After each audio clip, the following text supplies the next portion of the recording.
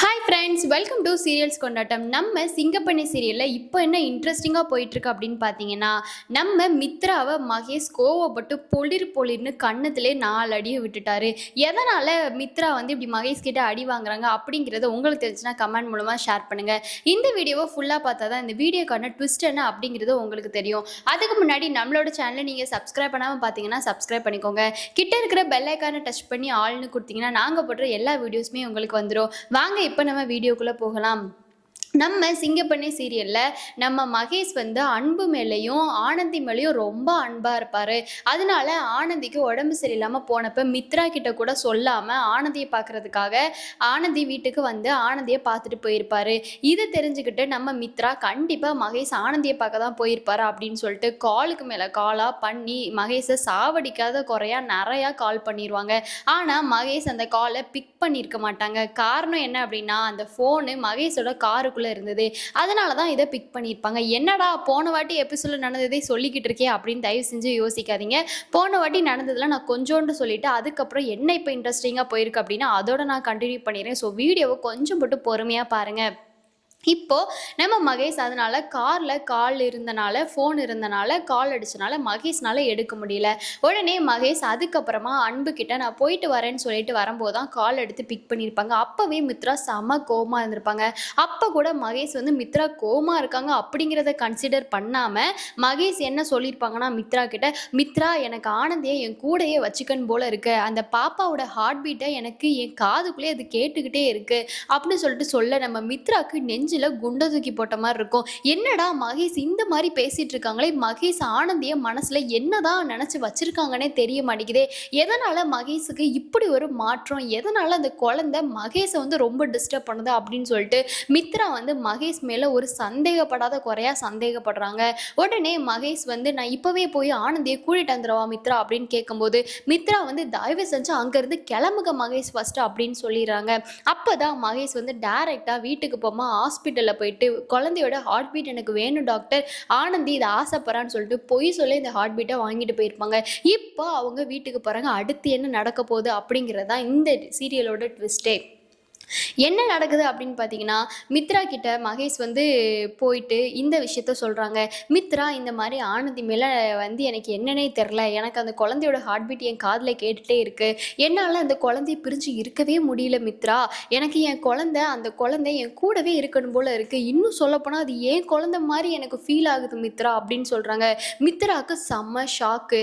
மித்ராவுக்கு என்ன சொல்கிறதுனே தெரில. என்ன மகேஷ் நீங்கள் பேசிகிட்ருக்கீங்க, இப்படி பேசிகிட்ருக்கீங்க, உங்களுக்கு என்ன தான் ஆச்சு, உங்களுக்கு என்னதான் ப்ராப்ளம், நீங்கள் அந்த வீட்டுக்கு போயிட்டு வந்ததுலேருந்து நீங்கள் சரி கிடையாது மகேஷ், நீங்கள் தயவு செஞ்சு இப்படி பிஹேவ் பண்ணாதீங்க, நான் உங்களே நினச்சிட்டு இருக்கேன் அப்படின்னு சொல்லுவோம். நம்ம மகேஷ் வந்து ஒன்றை யார் என்னையே நினைக்க சொன்னா, எனக்கு எந்த கல்யாணத்துலையும் இஷ்டம் இல்லை அப்படின்னு சொல்லிட்டு மகேஷ் சொல்கிறாங்க. உடனே மித்ரா வந்து நான் உங்களை தான் மகேஷ் நினச்சிட்டு இருக்கேன், தயவு செஞ்சு இந்த விஷயத்தில் விளையாடாதீங்க, எனக்கு உங்களை கல்யாணம் பண்ணிக்கணும், நான் உங்கள் கூட தான் வாழ்ந்துட்டு இருக்கேன், நம்ம கல்யாணம் பண்ணலனால நான் உங்களை நினச்சிட்டு தான் ஒரு நிமிஷமும் வாழ்ந்துட்டு இருக்கேன் மகேஷ், ஆனால் ஏன் மகேஷ் உங்களுக்கு என்னோட காதல் கொஞ்சம் கூட புரியவே மாட்டேங்குது அப்படின்னு சொல்லிட்டு மித்ரா வந்து மகேஷ் கிட்ட சண்டை போடாத குறையா கேட்குறாங்க. மகேஷ் அதுக்கு இல்லை மித்ரா, நீ அப்படி நினச்சின்னா அதுக்கு நான் எதுவுமே பண்ண முடியாது, நான் உன்கிட்ட சொன்னேன்னா நான் கல்யாணம் படிப்பேன்னு சொன்னேன்னா எனக்கு எந்த கல்யாணமும் வேண்டாம், எனக்கு கடைசி வரைக்கும் எந்த கல்யாணமும் வேண்டாம், ஒன்னேன்னு இல்லை ஒன்றை நான் கல்யாணம் படிக்க மாட்டேன்னு சொல்ல, எனக்கு கல்யாணமே வேண்டான்னு தான் சொல்கிறேன் மித்ரா அப்படின்னு சொல்லிடுவாங்க. உடனே மித்ராவுக்கு சரியான கோவம் வந்து, மகேஷ் போதும் நிறுத்துங்க, தயவு செஞ்சு இதுக்கு மேலேயும் எனக்கு கோவப்படுத்தாதீங்க, என்ன காரணம் நீங்கள் ஃபஸ்ட்டு சொல்லுங்கள் அப்படின்னு கேட்டோன்னே நம்ம மகேஷ் வந்து திரும்ப ஆனந்தியவும் அந்த குழந்தையோட ஹார்ட் பீட்டை பற்றியுமே பேசிகிட்டு இருப்பாங்க.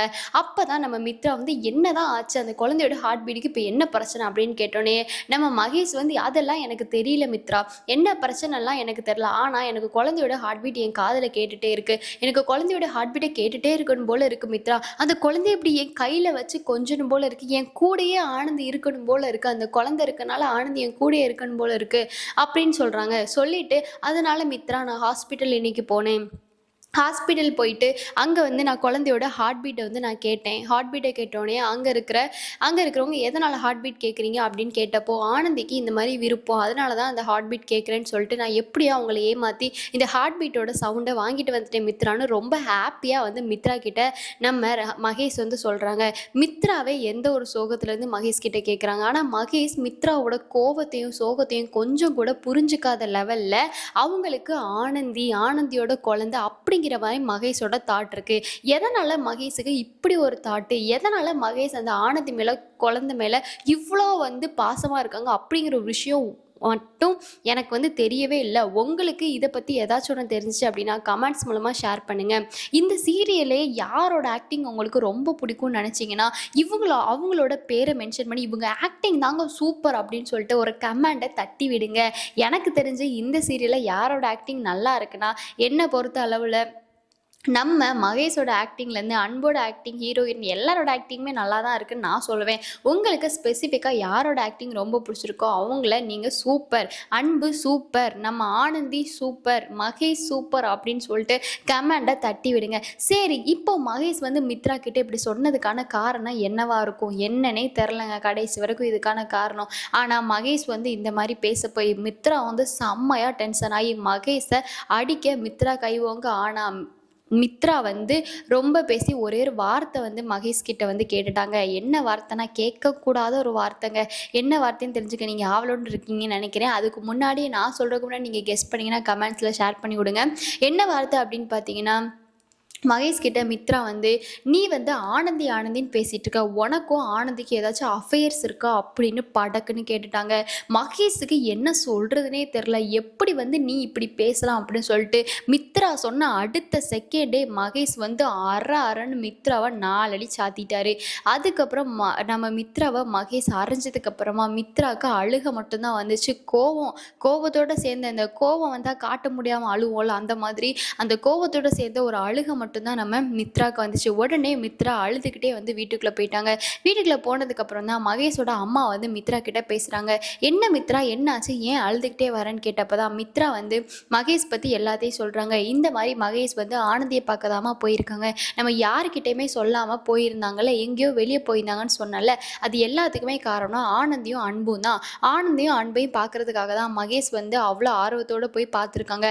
பார்த்தது மட்டும் இல்லாமல் அந்த குழந்தையோட ஹார்ட் பீட் மேலே அவருக்கு ரொம்ப எண்ணமா, அவர் என்னதான் நினச்சிக்கிட்டு இருக்காருன்னு எனக்கு தெரியல. அந்த குழந்தையோட ஹார்ட் பீட்டை ஹாஸ்பிட்டலில் போய் மெனக்கட்டுன்னு போய் வாங்கிட்டு வந்திருக்காங்கம்மா. இதுக்கான காரணம் என்னன்னு எனக்கு இன்னுமே தெரியலம்மா. அந்த குழந்தைக்கும் மகேஷுக்கும் ஏதோ ஒரு சம்மந்தம் இருக்கிற மாதிரி இருக்குமா அப்படின்னு சொல்லிட்டு மித்ரா சொல்ல போய் மித்ரா சொல்ல மகேஷோட அம்மா வந்து நீ தயவு செஞ்சு இப்படி வந்து மகேஷ் நீ தப்பாக பேசுறது நிறுத்து, அப்படி ஒன்றுமே இருக்காது, நம்ம ஆனந்தி மேலேயும் அன்பு மேலேயும் மகேஷ் வந்து பாசமாக இருக்க காரணம் அது ஒரு விஷயம், ஆனால் அதுக்காக வந்து பாசமாக இருக்கிறது ஒரு காமனான விஷயம் தான், நீ அதை வந்து பெருசாக போட்டு யோசிக்காத மித்ரா அப்படின்னு சொல்ல மித்ரா வந்து இல்லை ஆண்டி கண்டிப்பாக நான் சொல்கிறேன் இதில் ஏதோ ஒரு விஷயம் ஒளிஞ்சிருக்கா அப்படின்னு சொல்லிட்டு நம்ம மித்ரா வந்து மகேஷோட அம்மாவையும் குழப்பி விட்டுறாங்க. மகேஷோட அம்மா இப்போது அது என்னதான் விஷயமா இருக்கும் அப்படி சொல்லிட்டு யோசிச்சு அவங்களும் ஒரு பக்கம் வந்து குழம்பிட்டு இருக்காங்க. இதுக்கப்புறம் இந்த சீரியலில் என்ன நடக்க போகுது, எதனால் இந்த குழந்தை மேலே மகேஷுக்கு இவ்வளோ இன்ட்ரெஸ்ட்டு அப்படிங்கிற மாதிரியான தாட்ஸ், இதுக்கப்புறம் இந்த சீரியல் எப்படி போக போகுது அப்படிங்கிற கெஸ்லாம் உங்களுக்கு இருந்துச்சுன்னா கமெண்ட்ஸ் மூலமாக ஷேர் பண்ணுங்கள். இந்த வீடியோ உங்களுக்கு பிடிச்சிருந்துச்சுன்னா அப்படின்னா லைக் பண்ணுங்கள். இந்த நெக்ஸ்ட் வீடியோவில் பார்க்கலாம். டடா.